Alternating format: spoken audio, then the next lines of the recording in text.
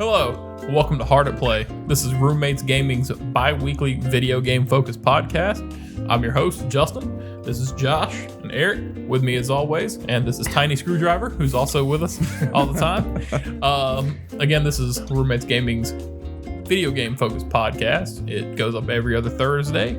On the opposing Thursdays, we put up the Sausage Tray, which is our other podcast, which a little bit more free-form general discussion where we tackle a random topic every week. It's hard week. It's a tough week. It is. It's a long week. It's after Christmas. It's the new year. We are all exhausted.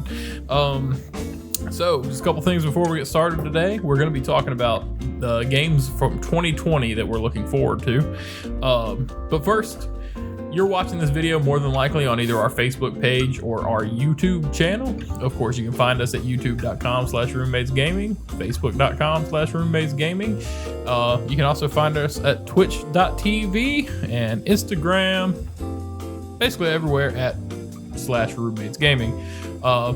The audio version of this goes up on Anchor, iTunes, Google, Spotify, pretty much everywhere. Once again, search Roommates Gaming, search Hard at Play or Sausage Tray, whichever podcast you're looking for. And join our Discord. Of course, the link for that will be in the description to this and most videos. Probably all videos. And, all videos. Yeah. And you can jump in, talk with us in our Discord. We're pretty interactive there. And throw out some topics for things you'd like to hear us talk about. We'd like to see those rolling in and start bringing it in as part of the show. So, with all that fun stuff out of the way, real quick, what video is coming up Monday? This will be the actual Castle Crashers video. Castle Crashers. Yep. That was fun. I'm in this one. I'm back. So, yeah, we took this week and last week off. I know I think the last Hard at Play, I think I said Castle Crashers was coming, but no, we took. I mean, it's still coming. It's still coming. You didn't lie. I didn't lie, but yeah, we took the 2 weeks off, but it's ready for, I guess, next Monday. Yeah. All right, cool. We got Castle Crashers coming, and earlier this past weekend, we did some really fun stuff, and I cannot wait for that to come around in a couple weeks. So, keep check every Monday. Make sure you subscribe to our channel, watch, like, comment on the videos, all that fun stuff. And with all that out of the way, gentlemen, it's 2020. At the time this video goes up, it is January 2nd of 2020. Yep. And hi, future me. That is insane. Hi, future everybody. We're time travelers. Yes. We did it. We're in 2 years at the same time. My God, Marty. It's your mom. That's your mom. All right. So looking forward to 2020, there's a lot of games coming out, a lot of things we're excited about. We've heard from E3 this year. We saw at the Game Awards, and of course the State of Plays, Nintendo things, and I think Xbox does an Xbox Inside or something like that apparently is a thing, and I never really watched it or heard about it. So there you go, folks. The more you know. But first, let's run down what big titles are coming out in 2020 that we are looking forward to. Okay. I'm going to start in February because it's the earliest I don't know so far. I was going to say for January, I noticed on the Kakarot. I did not put that on here. January. It's January? Mm-hmm. Okay. I think it's like the second or third week in January. I'm going to be 100% transparent. So I very biasedly selected the titles that went on this list. Fair enough. And although I am a major DBZ fan, in fact, when I was in wardrobe before I came into this room, my Turtle Hermit shirt was one of the ones that I was going to wear, but I decided against it. I went with my Musion shirt, which me and Josh have already spoken about. But goddamn, it's like the same game over and over again, and I need to be wowed by it because I'm really tired of getting my hopes up for Dragon Ball games. Yeah, I have conflicting interest into the game because I love the Legacy of Goku games that were on the GBA because this one they're some of my favorites. They're so fun. Yes. And this one is got the RPG elements and it has that kind of layout and it goes through until the Buu Saga, and that sounds really cool. But a lot of times when they show the open world, it's just that one map and it's in that desert canyon area, and I'm that just seems so It seems like a very small map, and it just seems so empty. Yeah. Like there's it doesn't seem like much is going on anytime I've seen gameplay or people like playing in that area. It just seems so empty and like right. Yeah. Just because you make a decent map, I mean, I would rather you have a small map with a bunch of shit in it instead of a big map with nothing in it. If you're gonna do a big map, make sure you put a bunch of shit in it, and not in a bad way like Odyssey did. It's a very large map, but there's like too much, and there's a lot of just menial bullshit. Yeah. So I would just rather like a medium size with a decent amount of stuff in it. Don't go too big and not a lot of stuff, or don't go too big with too much stuff, because then it just becomes like overwhelming, and you're like, I'm basically doing like 3 things 1,000 different ways. Right. Yeah. Josh and I were talking about that. We were talking about that a couple days ago, and me always being the video game optimist and apologist that I am. I was He is a whole lot more than I am. Yeah. Oh, goddamn, that's right. But I was like, I'm hoping it's just the unfortunate decision of getting that specific part, because it's probably the easiest place to get ready. And then just using that for all of their trailers and gameplay previews and whatnot, and it just being the unfortunate decision of the least interesting area being shown off. I was agreeing with him in that aspect too. I was like, I really hope so, because it's going through the beginning of DBZ until the Boo Saga. I hope there's like a rummable Namek that we can. Is it Bandai Namco or Koei Tecmo? I really don't know who's making it. I can't remember who was doing it either, but they've never really been good about advertising what world they're using or things like that. They haven't been for any of their titles. And I'm right there with you. Like, if I think of an extended list of my favorite JRPGs from like SNES and GBA, like of course Golden Sun's in my top 10. That thing is fucking amazing. That's a great game. But Legacy of Goku, I have never emulated that game and don't currently have emulator or ROMs of that game that I tied to an emulator to play on multiple systems that I have in my house currently. I love that shit. I think it's fun. That game is hella fun. It is crazy. And it feels like a really good JRPG, like top down. But you're Goku. Yep. Shit's dope. And for the record, it's Bandai Namco.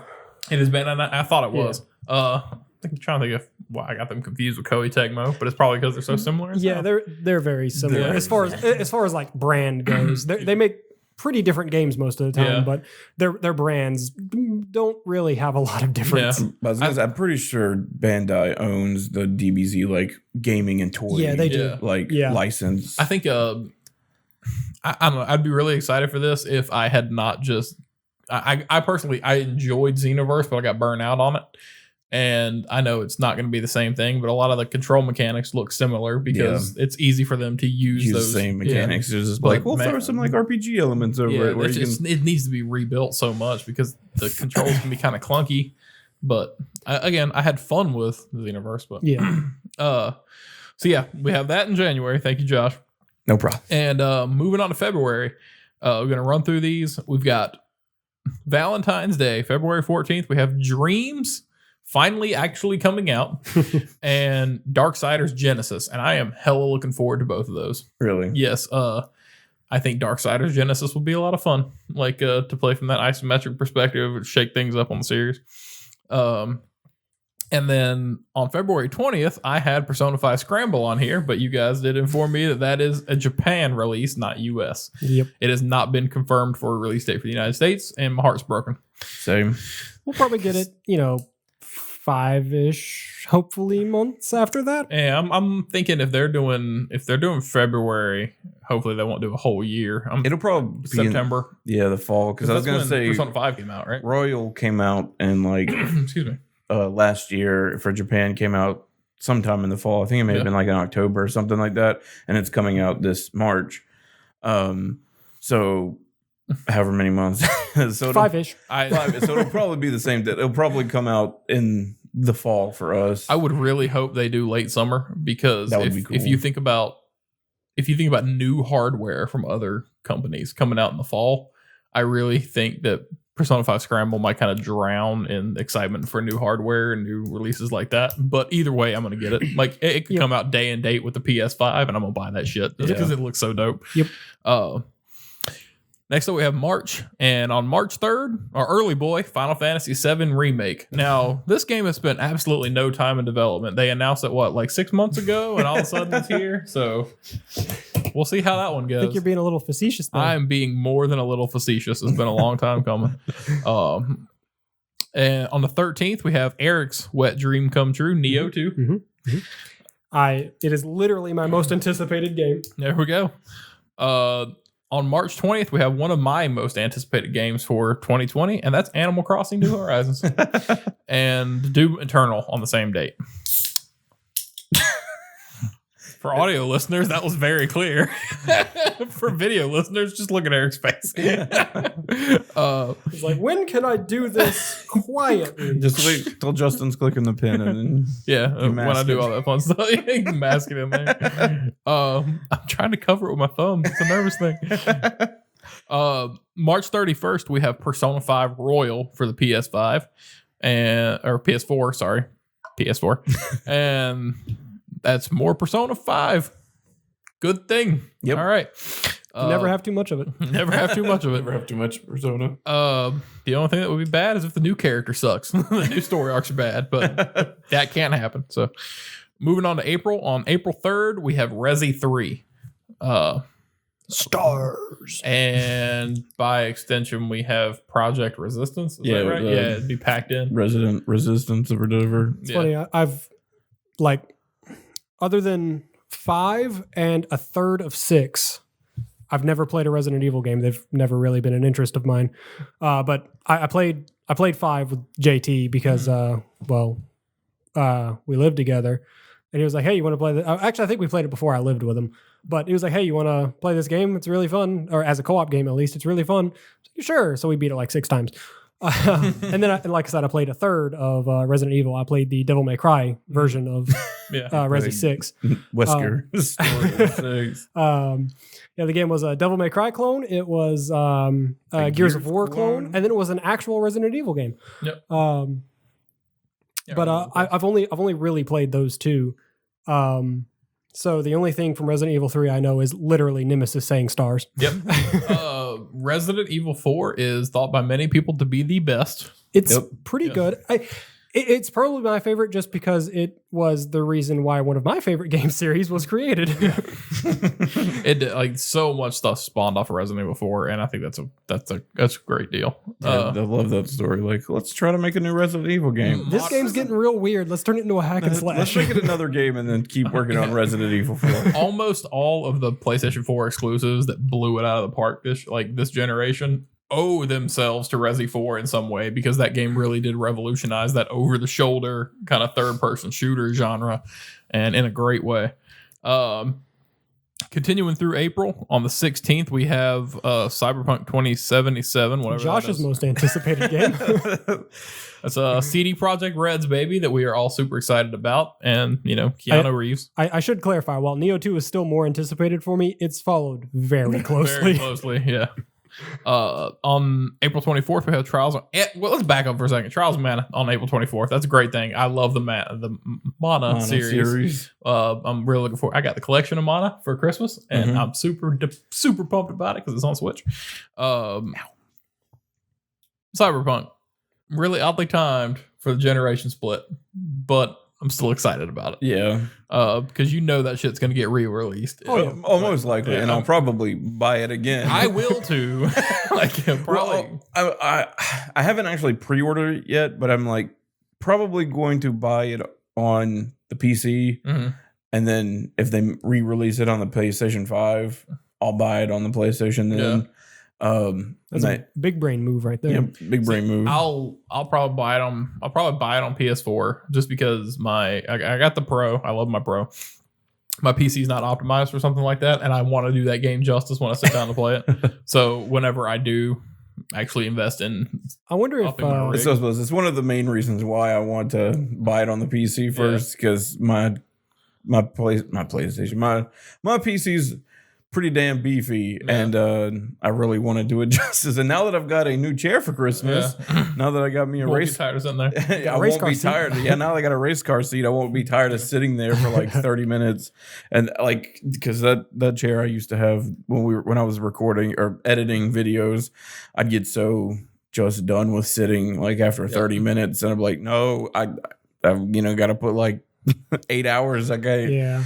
I wonder if for the PS5, I wonder if PlayStation's going to do PS5 and a PS5 Pro at launch, or if they're even going to worry with a Pro. They've already been kind of forward about the fact that they are working on multiple models, but they haven't necessarily said when to expect that.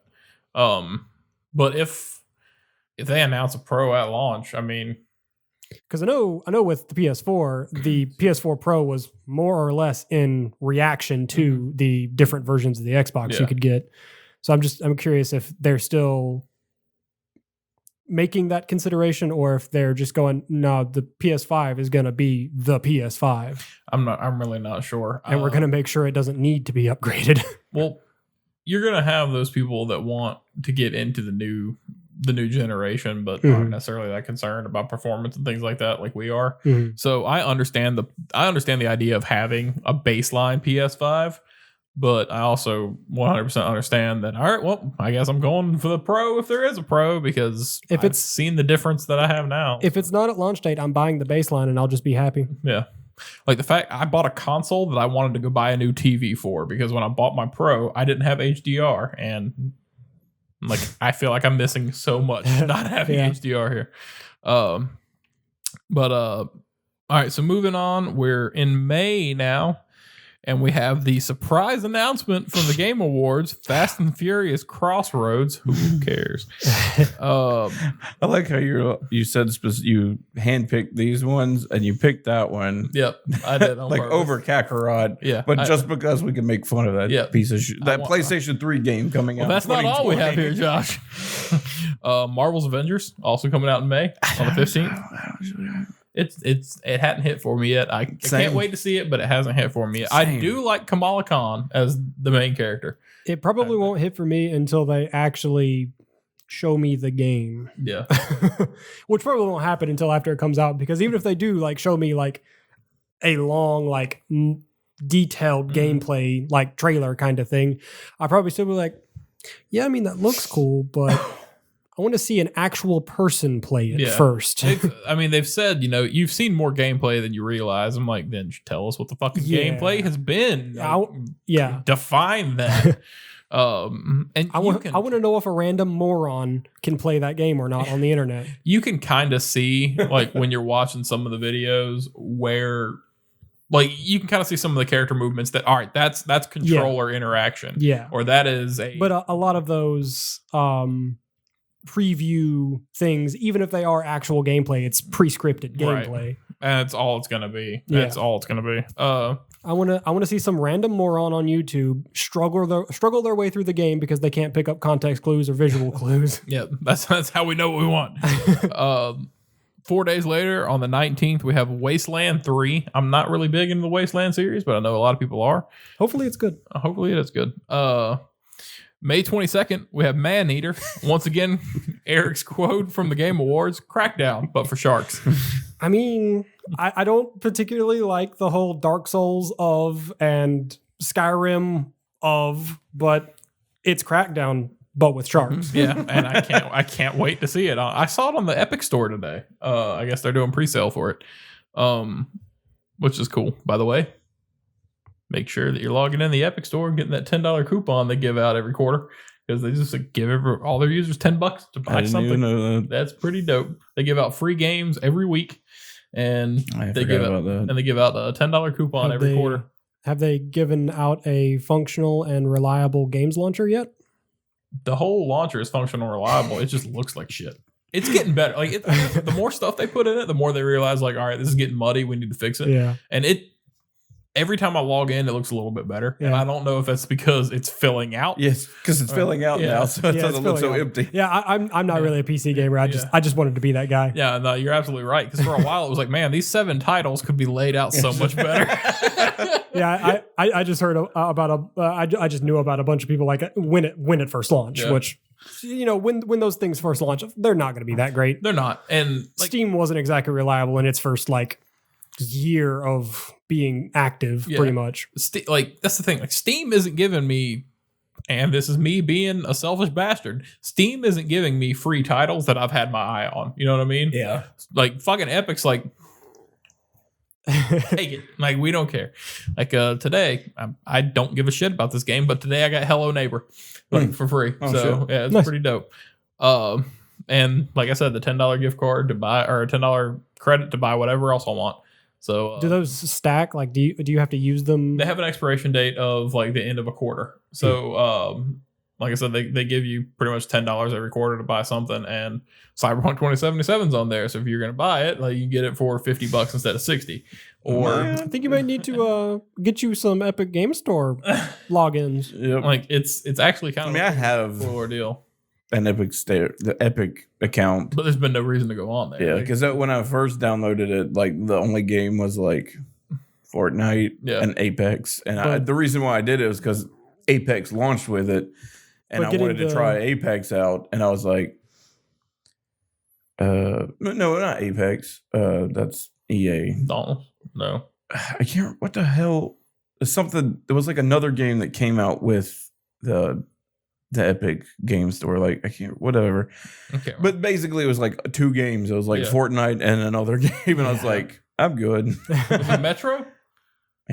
Maybe. Yeah, I think it was Metro. I'm pretty sure Metro was a because Metro like last minute. Well, no, by the way, you got Metro on your console. Yeah, I have Metro on the console. Yeah. I don't. What the fuck? I don't. Whatever. I don't know. Yeah, but I highly recommend it. As weird as the thing is, if you can look past the UI and the interface, check out the Epic Game Store.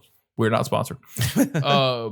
Next up, one of the most important games on this list or any other list that you're ever going to see for the fucking time of your life. Justin's most anticipated game. No, my most anticipated game is on March 20th. It's Animal Crossing New Horizons.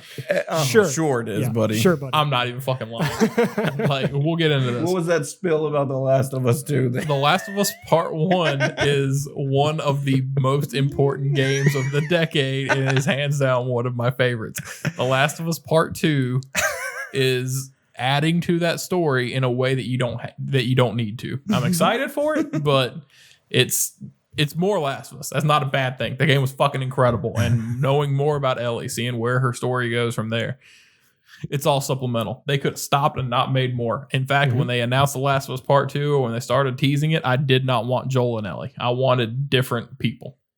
Yeah, honestly, the way The Last of Us Part 1 ended and then the DLC and whatnot, I'm like, yep, they're making a second one? Yeah. In fact, the DLC, like most people were upset when the DLC, when it was announced that it was Ellie's story from before The Last of Us, because, and I don't, you guys didn't play through it, no, but there were these letters that you pick up along the way, and then you find this boat, this guy named Ishmael, who was fleeing the city, who got a boat, and he was talking about how he was going to go out on the water where he'd be safe. And as you collect and read these letters, which is a hugely rewarding part of the game, you realize how badly things go to shit for Ishmael, right? But you get so invested in them. So when Naughty Dog announced DLC, the loudest outcry was, we're getting Ish's story. Like, we get to play as him and see him get ready to go out on this boat and all this cool shit. And then it's Ellie, like, which is cool, right? Because it gives more depth to her character, but she already had so much. There was a contained story there. But anyway, like I said, Last of Us Part 2 is supplemental, but it's more of a fantastic thing, so I am looking forward to it. Those are all the concrete dates we have for 2020.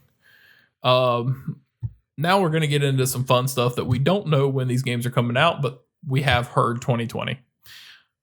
First and foremost, I left it off our list, and Eric told me about it. System Shock Remake. Thank you. Hopefully. It comes out in 2020. It had a release date for 2017, and well, it's 2019 now. So. There was something about this. There was something about System Shock Remake recently. I can't remember if it was during the Game Awards or when we saw this, but at some recent point, System Shock was brought up. I think at it was E3. E3. No, I'm talking like in the last 2 months. I don't know anything. I don't know anything about that. I know at E3 they showed it off again. I think at the PC thing maybe. I mean, I'm confident that I'm not breaking an NDA because we've never been put under one, but I know for a fact that I've seen this in the last 2 months. I can't remember when. All right. I don't think there was anything at the Game Awards about it. That's what I'm saying. I don't think it was the Game Award. It was around that time though. So I don't know if it was just like when things are spewing out at the end of or at the beginning of December, like before, people want to get remarks out there before the new year or what it was. But all right. So in 2020, with no date, we have Axiom Verge 2, which is that Metroidvania sequel. Bravely Default 2. D&D Dark Alliance, another one of Eric's highly anticipated games now. Dying Light 2, which the more I see of it, the more I get excited for it. Yeah, that's probably one of T's most anticipated ones because I liked the first one as well. I mean, it was a great game. It was a great game, but he was really into that game. Yeah. I know, I think he bought it again when the that enhanced edition came out when they added the co-op mode. Yeah, I think he bought it again on the Xbox. I think the city landscape looks really cool in contrast to the Middle East landscape they had in the last one. But I'm super excited about it. Ghost of Tsushima, summer 2020. Also looking cool. Want to see more of it though. Want to see more actual gameplay. Yeah, that's another game I want to see an actual person play. Yeah. Godfall, which is the first announced PS5 title. It's PS5 and PC. Looks pretty cool. It does look cool. I want to see more about it though. That's gonna be a lot of these, buddy. Yeah. We have Gods and Monsters, and I'm gonna go ahead and skip down on our list here to Rainbow Six Quarantine and Watch Dogs Legion.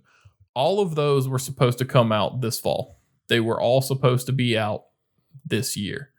And they all got pushed to add development time for console crossover. So they're all going to be multi-system. Like they're going to be Xbox One and Series X, PlayStation 4 and PS5. Yeah, that makes a lot of sense. Yeah. So and I could be wrong on Gods and Monsters. That could have been like an early 2020 title, but I know Legion got pushed back and Rainbow Six got pushed back. Excuse me. Halo Infinite, which will be a Xbox Series X launch title. Kerbal Space Program 2. I don't know anything about Kerbal Space Program. I actually put this on here for you guys. Medal of Honor Above and Beyond. Really awesome to have a Medal of Honor game coming back. Yeah, I think it's VR though. Is it? Mm-hmm. It's still really awesome. You know if it's PSVR? Not sure. Okay. It probably is. It's probably coming to like every console, but I guess people skimp out on PSVR. Like, I mean, I understand it's definitely not as powerful as what you can do with PC using Vive or anything like that. But PSVR is still awesome. Minecraft Dungeons, also looking forward to that. It does look kind of interesting. Yeah. A dungeon crawler, but Minecraft instead. Yeah. Like it's Diablo, but Minecraft. That's a game I'm excited for as a dad. You know what I mean? Like, it really is. Goddamn superhero. No More Heroes 3. Still disappointed in that one. I mean, we're getting half of the game. We're getting half the game. I'm looking forward to seeing how that plays out. And if it has to keep that same angsty bullshit that we saw in that trailer, I'm just looking forward to it. Yeah, I mean, No More Heroes already has that angsty kind of edgelord kind of. Those games are never to me taken serious. Yeah, no. The way you charge your sword is you jack your controller off. Yeah. So. Well, not anymore, buddy. I mean, they could still use the. Probably it's still going to use the Joy-Cons to be your controllers. Yeah, that's probably a good point, actually, because I didn't think about them being motion control, but they are. Because they're all HD rumble, so they're probably... We have Psychonauts 2 next year. Senua's Saga, Hellblade 2, and that is going to be an Xbox Series X exclusive, which is really funny. But considering that game was a PlayStation exclusive at first, right? Yeah, it was a PlayStation exclusive at first, and then it doesn't matter when you buy Ninja Theory. Yeah, it's your game now. Yep. But yeah, at first it was a PlayStation exclusive, and then it went to PC, and then Xbox, and then Microsoft bought Ninja Theory. So the whole time, Phil Spencer was like, I congratulate I congratulate Sony on God of War. I congratulate Sony Bend on Days Gone. I congratulate you guys on this. I congratulate you guys on that. They're just slowly sliding Ninja Theory away, and they're like, Xbox bought a bunch of fucking. they did. They went on a tirade. Probably because they were tired of people saying you don't have any exclusives. Yeah. And PlayStation's over here just killing everything. Yeah, but they're all doing it with Sony Studios. They're not doing like most of their bomb ass exclusives are Sony Studios, and Insomniac was not. Until they bought them. Yeah. And then that was a surprise, to everybody in Insomniac because they're like, Sony doesn't already own us. I was about to say, it's funny because they already worked so much with them. They're just like, I think one of the quotes was like, it was a natural fit. We've already been working for them like since the beginning of our studio. So like, somebody turned around like, your paycheck doesn't say Sony? Yeah, I think the Ninja Theory purchase was probably the most, I don't want to say disappointing. I mean, I don't particularly care for exclusivity. Right. I would want every game to come out on every console. Well, at least every game to come out on an Xbox and PlayStation, unless it's a Nintendo game. Right. I was about to say we talked about that in our Discord. We did today, or technically, yes. And not because I'm like a Nintendo snob or anything. It's just Nintendo always does their consoles so differently. I don't necessarily want game developers to try to make a game for both the Xbox and the PlayStation, and then also try to get that on the Nintendo. I was going to say, well, also like Nintendo is very strict with it. Yeah. There'll never be a Nintendo like official Nintendo game on any other console. And I'm kind of I could see maybe PC because that's happened before. Yeah. There have been like Mario typing and stuff like that, or like there was like a Mario like not paint. It was like the Louvre experience or some weird thing like that. Like I could see that, but also I don't consider if a game comes out on Xbox and PC, that's still an exclusive to Xbox. Yeah. Or if it comes out on like Death Stranding came to PC or PlayStation and PC, it's still a PlayStation exclusive. I don't consider the PC in the running for being a console exclusive game machine.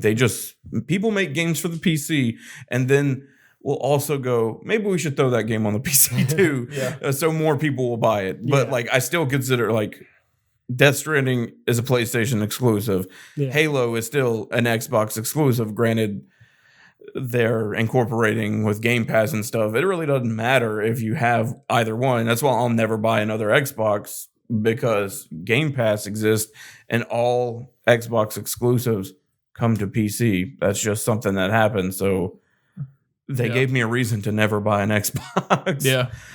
But I mean, that's still them getting money, because unless I go Linux or buy a Mac or buy an Apple, which I'll never do either of those two things. And I mean, they're still going to make the money off the game purchase and make the money off the operating system purchase, which unless you build your computer, most computers come with it, but that just means that Microsoft gets a bit of that money. Right. See, I like the idea of exclusive titles as long as they are first party titles. Even some third-party titles, but first-party titles for console exclusivity, I completely understand that. That is your studio. If your studio is making it. If you literally own that intellectual property, totally understand that you wanted to come out on yours. I wish it didn't, but I understand it. Like, it's... When you think about the fact that Insomniac, they made Sunset Overdrive for Xbox. And, that is an Xbox exclusive title. Microsoft owns that IP entirely. Insomniac owns the development rights. So where does that fall? There can't be another one unless Microsoft says, okay, you guys can do this, even though Insomniac owns that. That's actually been a huge discussion that I followed up online. And honestly, the act of purchasing a company, so now it is a first party company, gets around that little asterisk, but I wish it didn't. Yeah. Like, I understand why it doesn't, but I don't agree with it. When you get into, I won't have a problem with exclusivity. I don't have a problem with exclusivity, but I really will not have a problem with console multi platform games when cross platform becomes a real thing. Cross platforming or cross platform play will definitely solve that issue.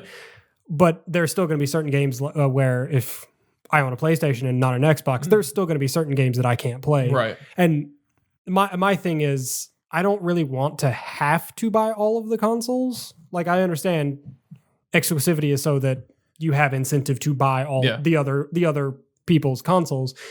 But I just want to play games, man. I want to buy the console that my friends have and play games. And that's exactly it, right? So when we branched out and got our respective consoles when the new generation came around, it's like, all right, I want to get a PlayStation because I think the PS4 is much better when you look at stats and everything. Everybody I knew was getting an Xbox One. And I'm like, that makes no sense to me.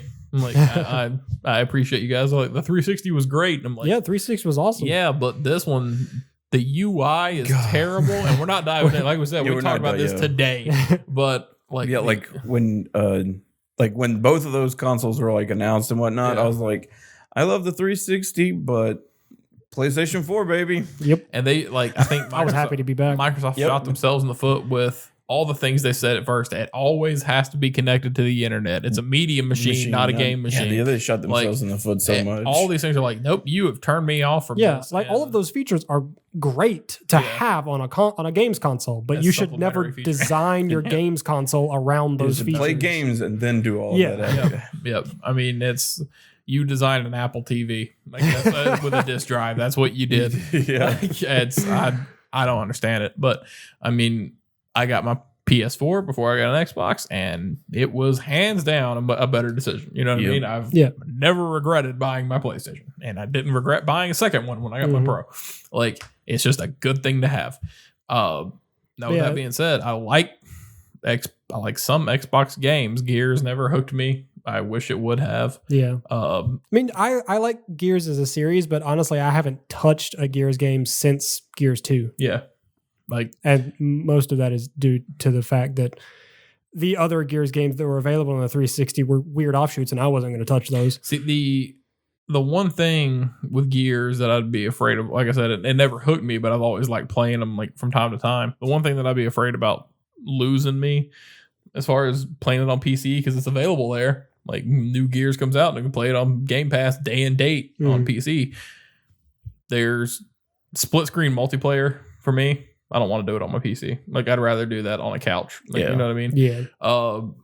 But that's just something that's going to come down to my decision when, as an informed consumer, when I go to say, do I want to buy a PlayStation or do I want to buy an Xbox?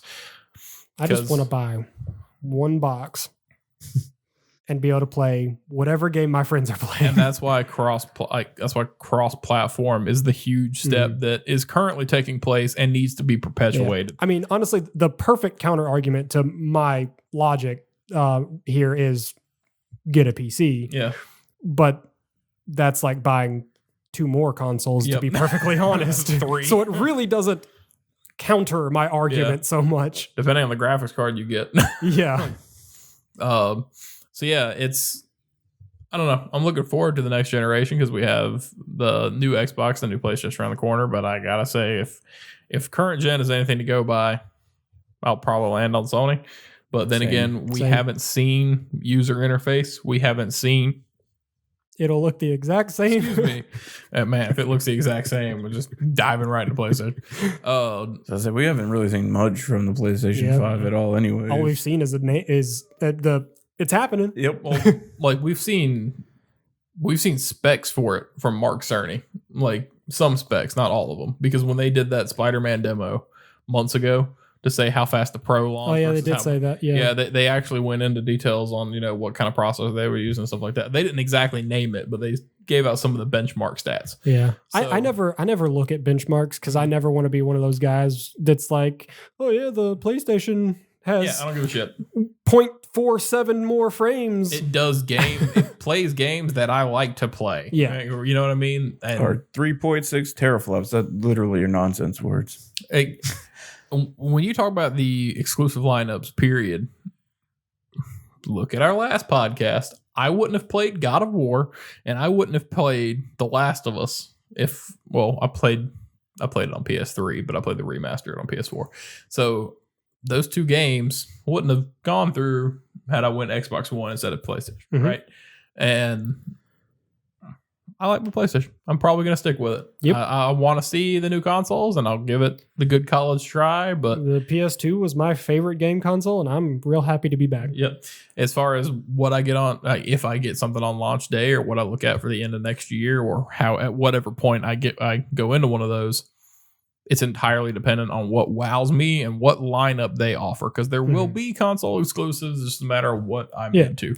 I might eventually buy a Series X, or if that's like their entry thing, and then maybe they make a cheaper one, I might think about buying a cheaper one. Yeah. But as of right now, I'm buying a PlayStation 5, and that's it.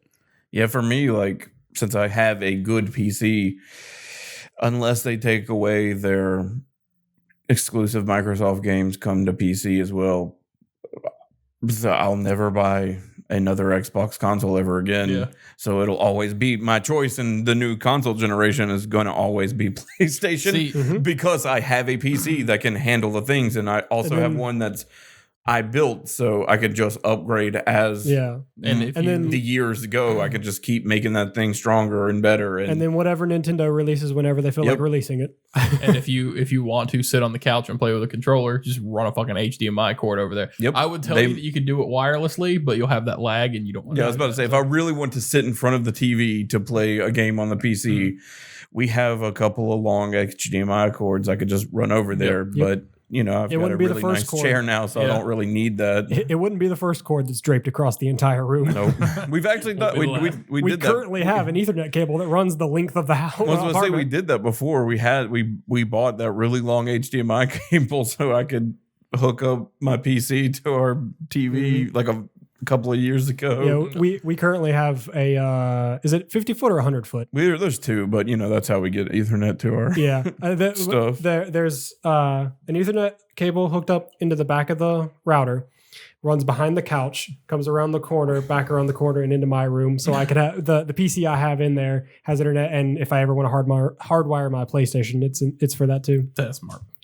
I use the again, not sponsored. I use the TP Link outlets, like so you can plug it in the outlet and then plug an Ethernet cable into it, and it turns it into an Ethernet port. Yeah, I use those are $30. So it's kind of like a not Wi-Fi range extender, but more or less. No, it's definitely not a Wi-Fi extender. It's literally a hard line. It turns your wall outlets into an Ethernet outlet.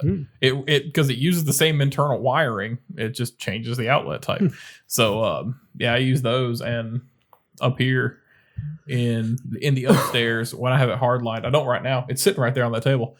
I don't have it plugged in right now, but when I do, my Xbox in the loft will get 800 down. So it's not bad. It's not bad at all. No, it doesn't lose.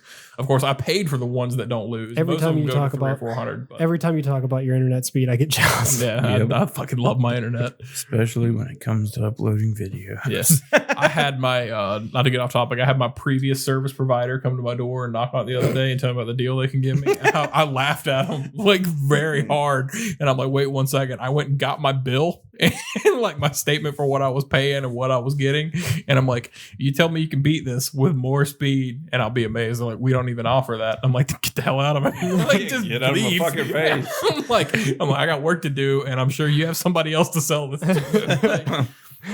And they're like, do you know what your neighbors have? I'm like, if they have any sense, they have what I told them to get because it saves them money. I've told everybody on this street to drop you. Like, I went on a tirade, and I'm like, Merry Christmas. I hope you meet your quota. But all right, so that's all the games. With all these games that we've discussed on this paper that I laid out for you gentlemen, what are you most looking forward to, Eric? Well, obviously Final Fantasy VII Remake, because, well, I'm one of those people that thinks Final Fantasy VII is the best one. Better than 6. You're wrong, but continue. Everybody can have their opinion. And then, of course, Neo 2, because I need my weeaboo hack and slash.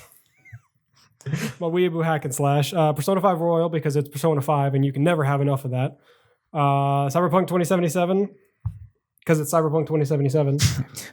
It's futuristic Witcher, so... Is anybody replaying The Witcher? I want to, but I won't. I've actually had the urge to download it again, but I don't think I'll actually do it until I start The Witcher, The show. because that'll definitely put the nail in the coffin. Because where I was last playing in The Witcher, it's too much time to start again. Yeah. Well, you don't want to just jump into the middle and of not the know ocean? what the fuck I was doing. You don't want to just jump in the middle of the ocean and be like, "This is good. I like this." All right, cool. I know which way.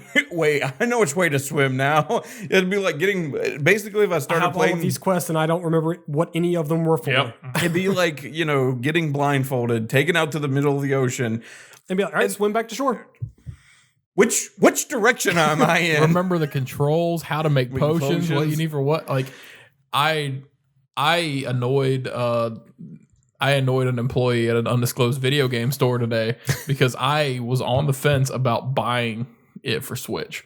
Because I think that would be the perfect fit, especially when I'm sitting in the living room. My wife is watching shit. Like when my wife wants to watch TV and I'm not in the mood for the show that she wants to watch, but I want to spend time with her. The only thing I'm worried you go. about the Switch release, and I'm not trying to knock the Switch at all, but the only thing I'm worried about with the Switch release, I guess two things, but is the frame rate and the draw distance. The draw distance is the biggest thing that I've heard so far. I've heard that a lot of people don't see an issue with frame rate, but The frame rate definitely is an easy to fix issue. People that complain about frame rate usually complain too much about That it. game has to be so much more sluggish, though. it's really not. Like that's the fascinating thing. It's really not, and it is dumbed down. Like it's not. It's funny because it's not even. It's like mid settings with a lot of shit turned off, not low. If that makes sense, like as a PC gamer, Like as long as it's a lot of like bloom settings and lighting and shader settings, as long as those are what's turned off, okay. it's really But I'm very worried about draw distance. there's really not not an issue with frame rate, but the biggest thing that I've heard people complain about is they'll be riding along and all of a sudden there's like a bush beside a roach, like that didn't spawn in the distance where it should have. It just pops up beside of them, and I'm like, that happens in Red Dead and a lot of other shit that I play, but I mean, it would be really noticeable in that world. See, what I'm worried about with The Witcher is there's a lot of really dangerous stuff just in the wild for The Witcher, and I don't really want to be sniped by a dude with a bow that I can't see. See, I have not heard a draw distance problem specifically because I was reading in, like I said, I pissed off an employee today. Like I was reading in store trying to figure out if I wanted to do this. And I could not find one person, correct me if I'm wrong, comments. I could not find one person complaining about draw distance for enemies coming up. I would hope their priority for draw distance would be actual characters. Yeah, it was all environment. Like it was all like trees and bushes and shit like that wouldn't pop up. I mean, that's less annoying. And it was, I could see it was like somebody would say, I'm looking for this particular herb and it shows on my mini map, but there's nothing there. And they'd circle around. They'd be standing still and all of a sudden, like, there it is. And they can finally interact with it. So I know that would be a pain in the ass, but I don't know. A lot of what I've seen about real reviews of people playing that game, they're all like, it's fantastic to have in your pocket, like, because they made it work. So I don't know. Yeah, I feel honestly when now that you've said that, I feel like a lot of those draw distance problems are because they're playing it handheld. Yeah, I feel like problems may not, though they're probably still there. But every person I've seen or read a review on that said play it handheld, not docked, because docked is where you'll have frame rate issues and shit like that. That's the opposite of everybody's problem in any game that's on the Switch. I've never heard of actually watched how they flip that. I watched a video on The Witcher, and that was a comparison of the two. And The Witcher on the Switch did not look good at all, and like it looked like laggy compared to the fluidness of it on the, because they were playing on the Pro, and I can guarantee you the animations are dumbed down. And I was just like, I can't do it. Especially after playing it on like the PlayStation first, I couldn't go and play a PS2 game. I couldn't play this as a PS2 game. I couldn't. I've played it on Pro. I've played it on PC, and I could absolutely put that game in my pocket. Now, granted, I haven't had my hands on the Switch version, but also like I'm weird when it comes to the Switch. I really like the Switch, but I think it just needs to stay docked unless you're playing a really, really dumb game that could be played handheld, like Pokemon. There's no reason that that one is an easy game. Like I have Skyrim. I cannot play it in handheld. I could have not imagined playing Witcher in handheld either.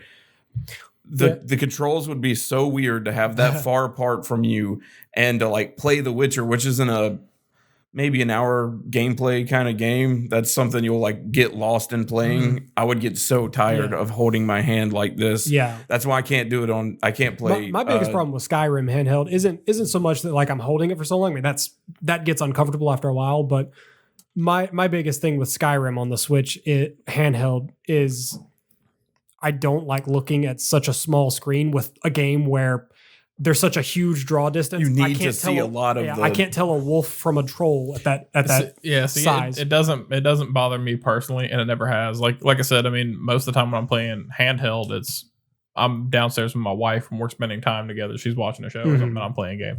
Or if we're on the way to see family, if we're on the road driving somewhere and it's literally one in 1,000 times where I'm like, hey, you drive today. Because usually I don't like her to drive. But like, hey, you drive today. I'm going to sit in the passenger seat and play Switch. Yeah, like it's always up to personal preference. We're all going to play the Switch a little. We're going to play any game or any game console differently. Like 4 times out of 5, mine's docked. Yeah, but like with what you said with you couldn't go and play a PS2 game.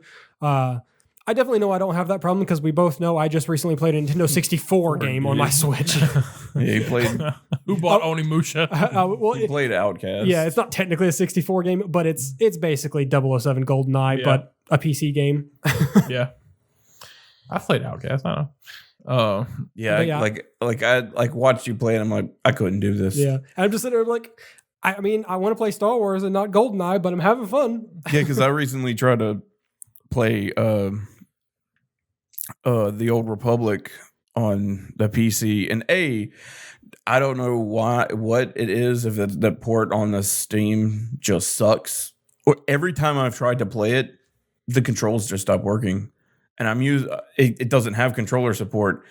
I'm using keyboard and mouse, and it just stops working. I go into the controls, reset them, and I just can't move anymore. It's a game designed for... And I have not been able to get off the fucking first ship because either right at the very end, I just won't move. And I'm like, cool. It does not have controller support? Nope. That is fucking weird. Honestly, I don't know the specific reason, but I know the gist of the reason, and it's a stupid reason. Also, it just looks like ass. I'm like, man, I remember this game being so awesome. It's a game designed to play on Windows XP, or maybe even the one before that, Windows 2000? Well, 2000 on ME, but... It would have been XP.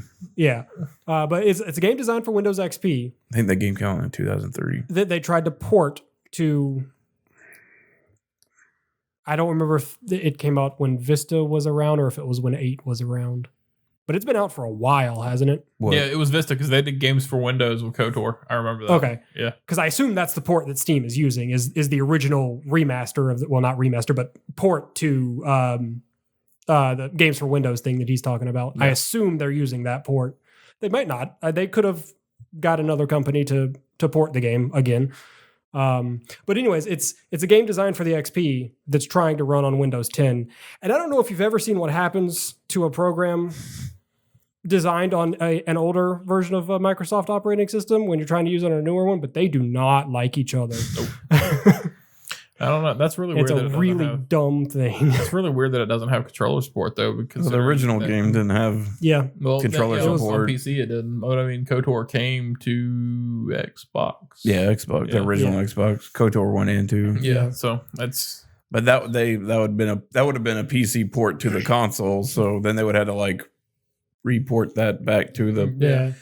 So that's probably why it doesn't have controller support, because it probably would be easier, but honestly the controls, if I had hooked up a controller, would probably stop working too. But it's just Windows 10 is like, nah, this code's old and I'm not doing it. I don't know why, and it just fucking gets under my skin. I'm like, I really want to try this out. It looks ugly as shit, but I love KOTOR. Yeah. All right, I'm almost off the ship.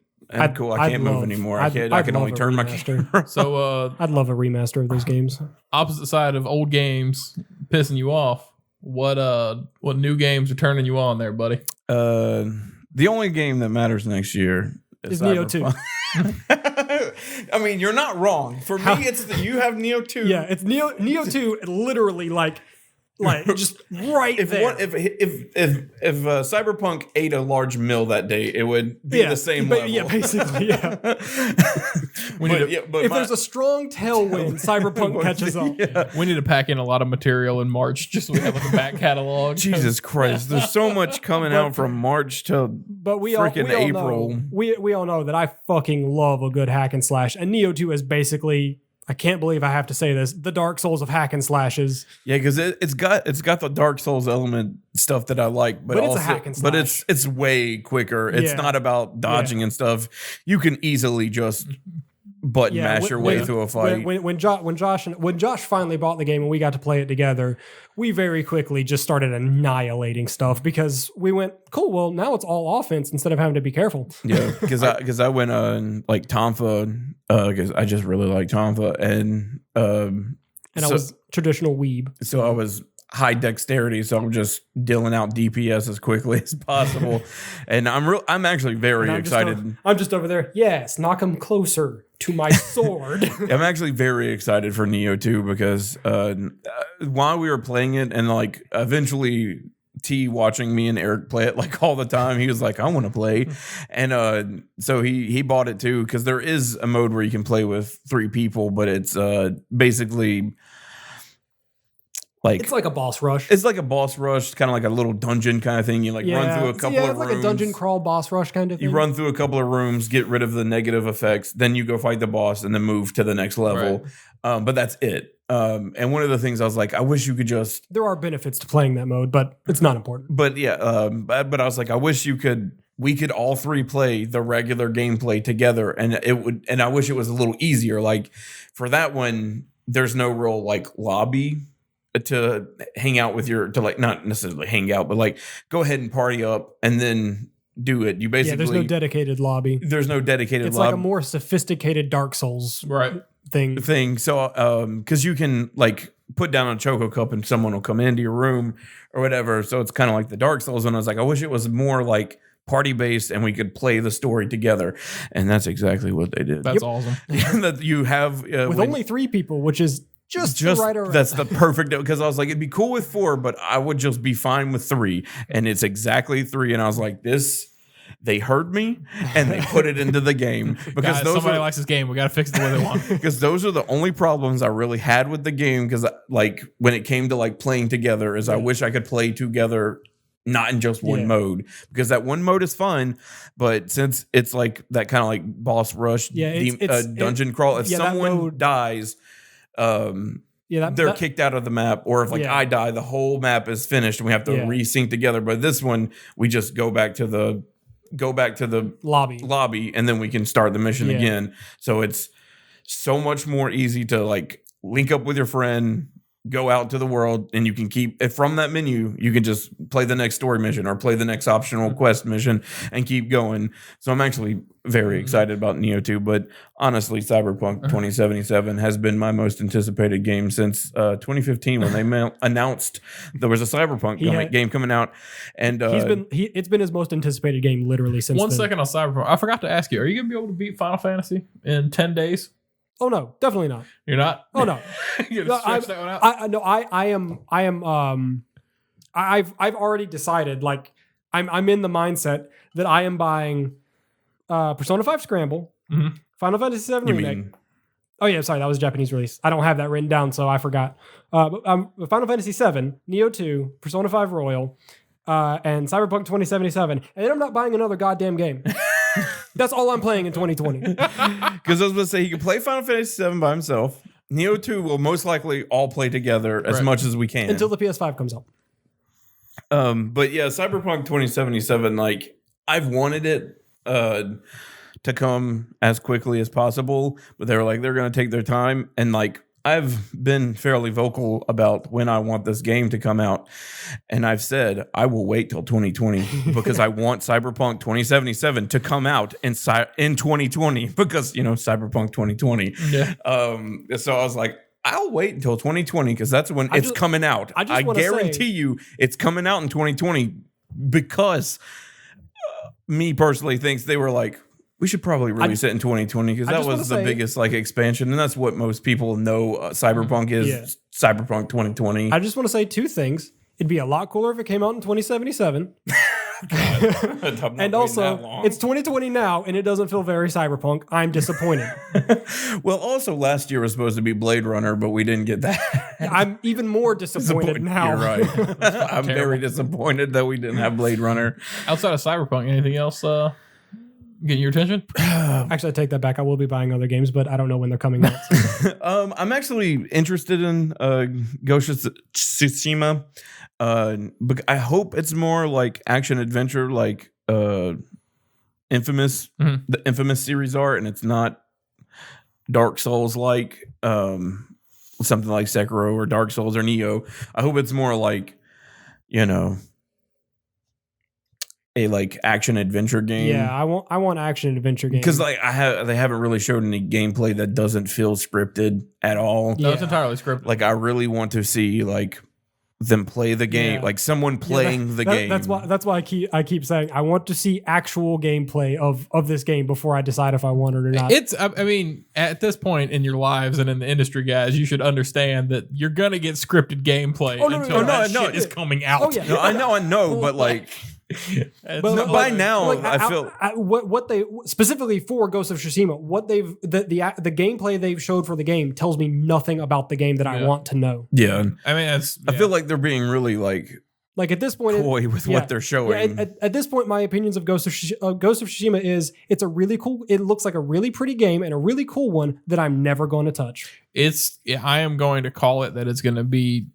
Number one, they've said it's more realistic than the other things they've done. It's not like flashy magic bullshit. There's gonna be some degree of that there, but it's like a kind of a more firm version of historical Japan. Mm-hmm. But as far as gameplay goes, you can stick that son of a bitch right in between Infamous and Sekiro. Like I'm gonna go ahead and call it. That's where they want to be because they are all about vertical traversal. They always have been, right?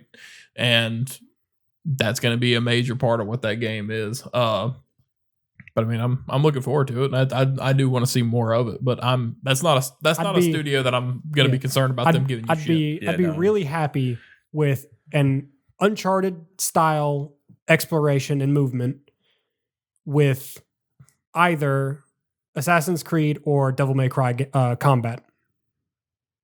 I'd be happy with that game. Assassin's Creed and Devil May Cry combat are vast. Yeah, I'm just saying either this end of the spectrum or this end of the spectrum. But what I don't want is Sekiro or Dark Souls. No, that's not. If you look at this for a second and that's what you're expecting, don't. Like if you look at Ghost of Tsushima and you expect Sekiro or Neo, don't, because that's not how that studio is. They're very methodical in the way they want you to do things. If you play the Infamous games, they want you to go about it in a certain way. They give you the freedom to do things however you want, but they want you to go about it in a certain way. That's why they give you the tools they give you. I think honestly, the biggest reason why I'm worried about it is because I never played Infamous, so I really don't know what it's going to be sort of like Infamous really means. Yeah, I've I got the platinum in Second Son. I think I played like the demo for Second Son or something like that. Mm-hmm. You're playing as somebody with electric powers. Yeah. I don't remember if it was a demo or if it was like some kind of free DLC for it or something, but I just remember you had electric powers. Was it a girl? Yes. First Light. That was neon power. Yeah. She has light power. That's as far as I've gone into an Infamous style game, and I barely remember it. Yeah. Honestly, like the fetch game, like the side story, it's pretty forgettable, but I mean, it's decent, but anything other than Ghost of Tsushima? Obviously Resident Evil 3. Yeah. I'm looking forward to Resident Evil 3. Basically, like the stretch from March to April is gonna be a hellscape for me and my wallet. Buying 4 games. That's because I want to play Final Fantasy VII. I want to not only play, I want to get it because I've only really like dabbled in 7. I've never actually like put in a lot of time into it. And I like to jest, but I mean it's good, but it's just the American version makes the whole game a whole lot worse than it actually is. Makes it really funny though. I mean, nobody really did good localization back then. No.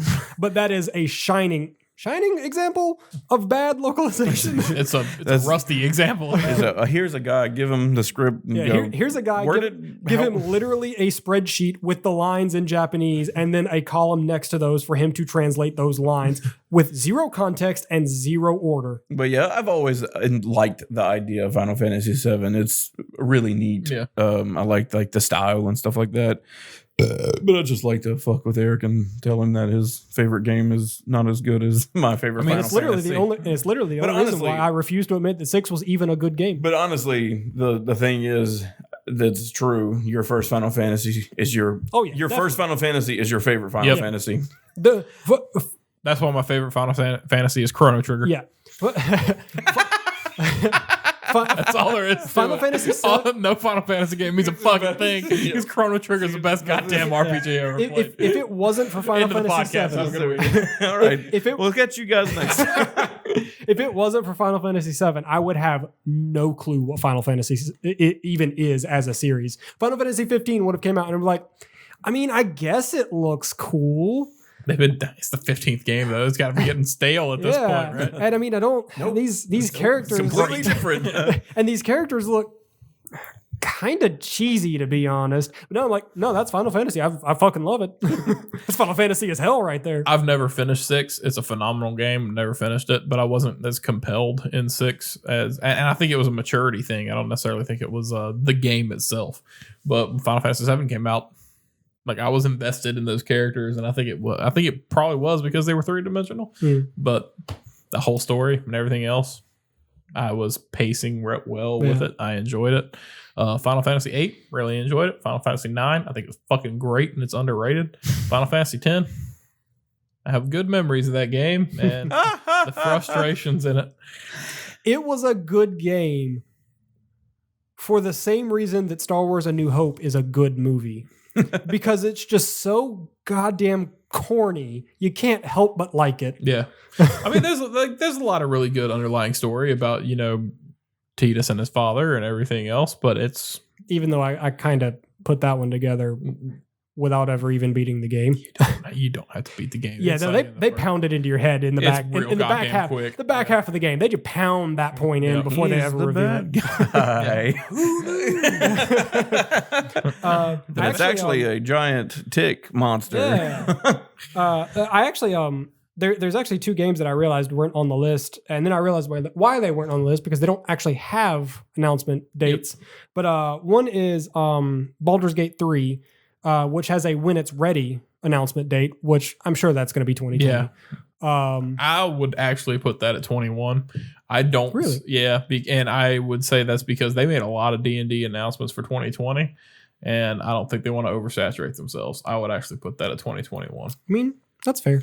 Yeah. And then the other one is Babylon's Fall, which they said they're going to say more about it in 2020, right. Which to me sounds like an E3 announcement and a holiday release. Right, probably. Yeah, my anticipated March to May. That's that time window. 4 games. Because I want to buy Animal Crossing New Horizons. I'm actually really interested in Doom Eternal because I slept on Doom when it first came out. Then I bought it and I was like, nah, you right. It's dope. It's dope. Yep. It makes games again. Yep. They're the best thing about Bethesda now. So I'm sorry, Bethesda proper. You suck. Yep. The company you bought makes games better than you do now. Yeah, so. Retire, Todd Howard. Because like that short period of like id kind of fall before Bethesda bought them, so I was very skeptic about id coming back with, and then like Wolfenstein Wolfenstein came out, and I was like, actually, Wolfenstein's kind of neat, but I don't want to play it because I loved original Wolfenstein and original Doom. And then Doom came out, and I was like, man, that looks cool, but does it make games? Do they actually make games? Then they do. Yep, they make games. I always try to swoop in when the topic of Bethesda and their games. I always try to swoop in and go, you need to make the distinction. Bethesda the game studio is not Bethesda the publisher. Yep. They are different entities. Yep. And that's true. I mean, because they have smaller studios inside of them, like id, and id is cranking out good shit. Like, I mean, I thought New Order was fantastic. I think Wolfenstein was fucking great. Yeah, they did a good job with Wolfenstein. And then Wolfenstein 2, I did not play, but I know it got raving reviews. It looked fun as shit. And same with the new. Basically, what I heard about 2 was it was one with everything they wanted fixed, and new stuff. And that's exactly what they're pitching for Doom Eternal, and that's exactly what like the previews of it are saying. Like, we love Doom, and the few things we said were wrong with it, they fixed it. They made it better. I really want to check out that. I can't remember what it's called, but with his daughters. That did not do so well. Yeah, I was about to say apparently really? that one's not good. No. Yeah, it kind of until right now it kind of just fell off the radar for me. So. That one did not do so well, and the VR thing that came out, not the Wolfenstein VR thing that came out not too long ago, that didn't land well either. I mean, I wouldn't be surprised on that one, to be honest. Which is funny because VFR killed. Like people love VFR. And Skyrim VR. I mean, both of them kind of hit well. On this list, I was excited for Persona 5 Scramble, and now I'm sad about it. You could still buy it if you make a Japanese account and use, and then get you some yen. Get you some yen. You could buy the Japanese version. Just try to figure out what the fuck they're saying. Lingo the fuck out of that game. Yep. I mean, I guarantee you, there's going to be like translations for it up so you know what buttons you're hitting. I also wouldn't be surprised, honestly, if there was still an option in the menu for at least getting the menu in English. The voices won't be in English. I would hope there was like a menu. I've actually seen a lot of subtitles option. Yeah, I've actually seen a lot of games where it's like a Japanese only release, and like I'll go look up gameplay for it, and the menus are in English. Yep, I wouldn't be surprised. I mean, they probably do something like that. I'm really looking forward to Final Fantasy VII Remake because that was a huge game for me, and I know it's only a portion of the game. I want to know what the release schedule for that is. That's the one thing that I'm scared about because they're not transparent on when to expect those games, how many pieces they're going to be. They're very clear. I feel like once this episode is out, they'll probably start talking about an actual timeline. Honestly, I don't think they know. Yeah, I don't think they're really prepared or know. They're probably waiting to see how many get bought and like what's the reception of. I feel like this first one when it comes out. They even said a while back. Yeah. Like probably last year's E3. They said that like they were putting all of their effort in getting this one done, and then we'll think about the next ones. Because it's like this episode is Midgar, and then that's supposed to be it, right? And that's still ambiguous as far as when that cuts off. Yeah, because I think you and I have heard conflicting things where this is just Midgar. Yeah, and there isn't an open world aspect to this. The thing about the Midgar section on disc 1 is there's other stuff to do during that isn't in Midgar. Yeah. There's a lot. Like, I mean, well, for the majority of the beginning of the game, the first 5 or 6 hours in Final Fantasy VII proper, when you're in Midgar, you're in Midgar. You don't leave. When you finally get out of Midgar, you can come back. I can totally see how. Yeah, I can totally see how they could turn that 5 or 6 hours into a fully fleshed out 20-ish hour game. It's like 30, 35, I think is what they're saying. So. 30, 35 is a bit much for me. If it's literally just that 5 to 6 hours, I'm not real sure how that's going to work. They're adding a lot of story components to it. They're adding story for like different characters to give them more substance. I mean, I guess they are spending more time on the Avalanche crew that in the original game you meet and play around with for maybe 30 minutes. Yeah, and they're filling those plot holes that the game itself had when it came out initially, which is a good thing because there's a lot of like, this doesn't make sense here. So I guess they're they're reanalyzing that and giving it support. But there is, like we talked about before, there is a huge world outside of that Midgar bubble, right? Mm-hmm. And you've got Cosmo Canyon, you've got the actual Temple of the Ancients, you've got all these other, like fucking Golden Saucer, you've got all these other places to go. And where does that come in? Like what does the game look like after the certain point? I honestly wouldn't be surprised, because there is a point on disc 1 where you leave Midgar. Everything hasn't happened in Midgar yet, but you leave for reasons.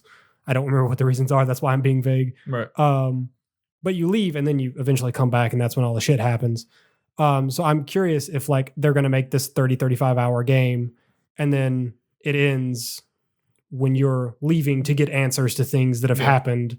And then that's where it ends, kind of. I know exactly why you leave, and I really want to say it, but just for chance of spoilers for people who haven't played Final Fantasy VII yet, play that shit when it comes out. Yeah, I guess. But it's granted, it's not spoilers at this point. You've had 21 fucking years to play this game. Yeah, it's not a spoiler. I was about to go, it's been a long time. 2 months. With this on it's the been horizon, 2 weeks. They've had time.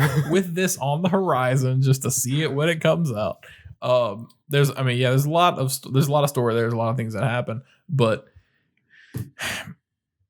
my view on it is Midgar itself, if they're going to contain that into its own story, that makes sense, because Midgar is like a third of the game, right? Something like and that. then it opens, or then you go into the open world. I mean, it's a third of the game if you're actually focused on the story, I guess. Yeah, and that's exactly it. It's a tenth of the game if you're not focused on the story. That's right, and that's specifically what we're talking about. We're not talking about the open world yet. The actual story of Final Fantasy VII, Midgar is basically disc 1, right? And then when you complete that, you go on to the other shit, and because you can do Golden Saucer and get Omnislash on disc 1. Yeah, technically, yeah. If you go to Golden Saucer as soon as you fucking leave Midgar, you can. But it's a big. It's a hassle. It's a lot of grinding. Yeah, it's a lot of grinding. It's a big open map. There's a lot of different places to go, right? And my thought is, it makes sense if you think about it structurally, and they do this for a lot of Final Fantasies, where a majority of the story takes place in place A, and after you get through place A, it goes open world, right? That's how those games have always worked. And if they make Midgar episode 1, and then they say, okay, episode 2 will be like split in multiple parts, or it'll, however they decide to do it. If episode 2 launches your open world, I'm fine with that. I just want to know what you're looking at as far as episode 2 is just going to be comrades. If episode 2 is, if the game itself is completely episodic, like they did with the story from Final Fantasy 15, where are those breakup points at? Because you have so many other things to go in the open world and do.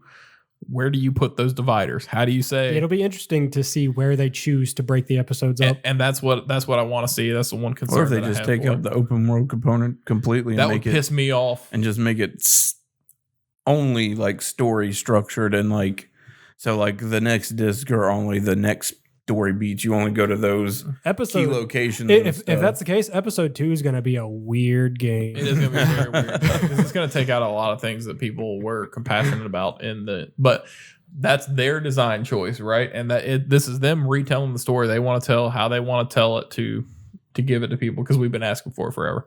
Apart from Final Fantasy VII, I am extremely looking forward to Animal Crossing. Don't they show off? Wasn't one of their things that they showed off some of the mini games you can play from? I think they mentioned them. I don't remember much actual like gameplay of No, it. they did not. Like, they didn't show off Golden Saucer. Like, I think they did. I think they showed like new animation. Like, well, no, you go out on a date with Tifa or Aerith at one point, or Barrett, technically, yeah. And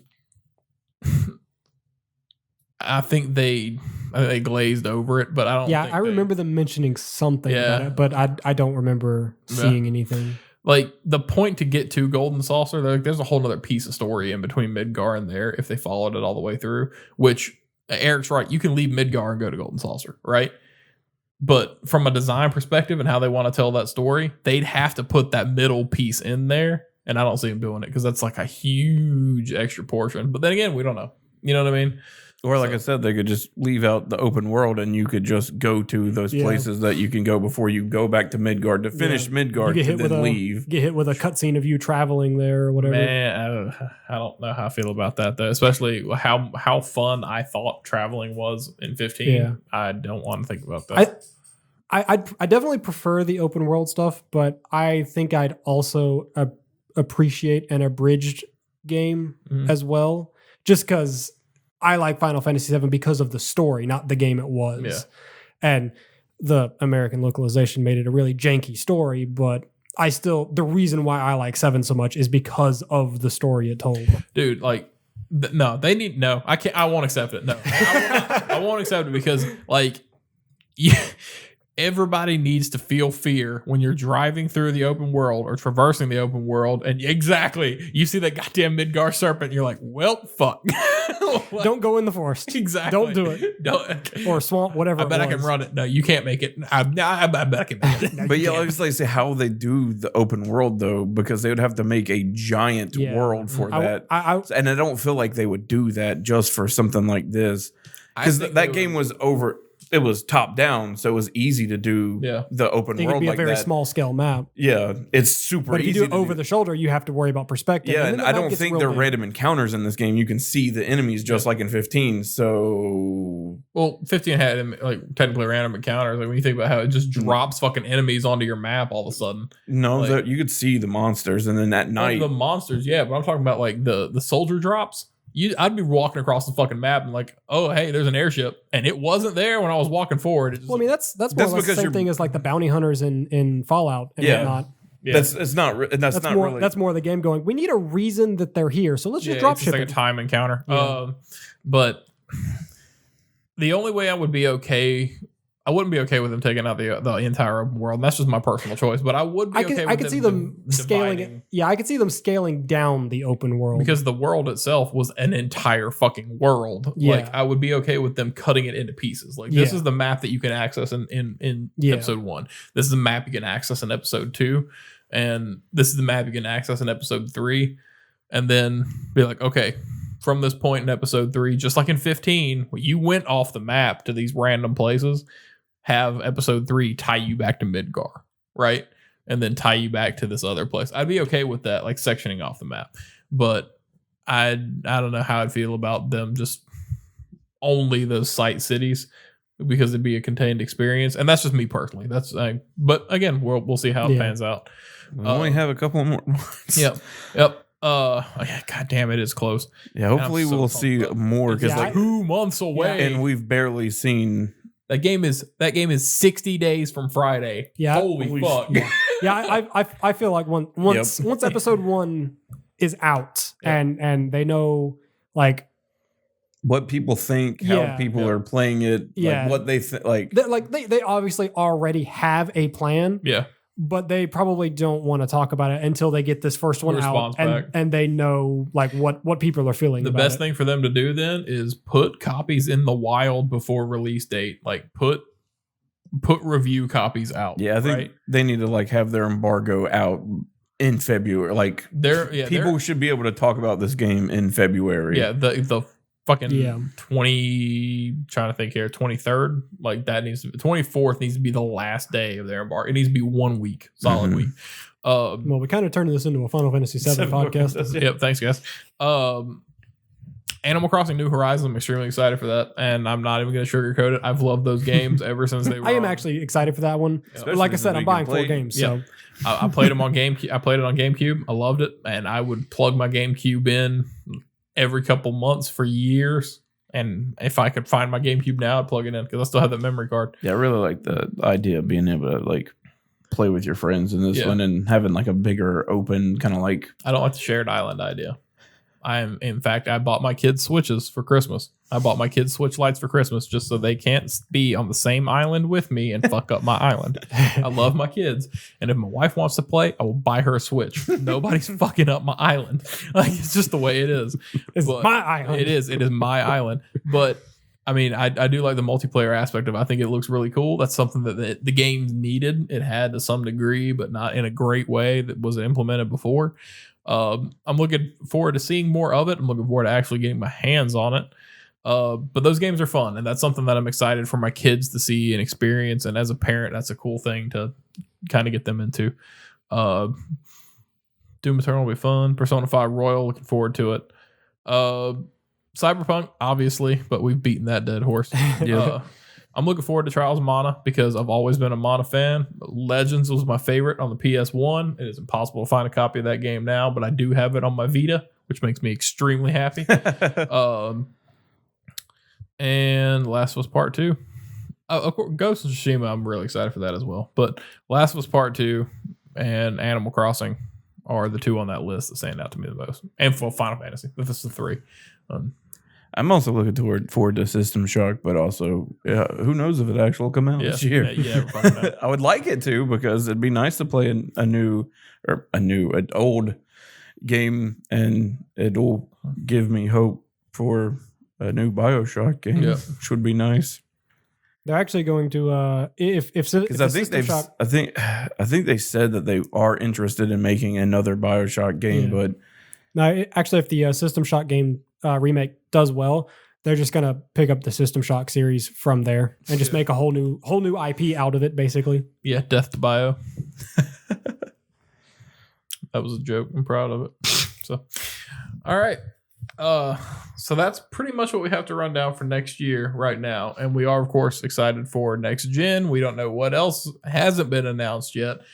As you can see from this list, it only takes us through summer 2020. Yeah. And there's a reason for that, because nothing else has been announced yet past summer 2020. And that's because we have E3 coming up June, first weekend. Nobody bothers to make holiday announcements the year ahead. Yeah. Those normally come out around E3. Yeah.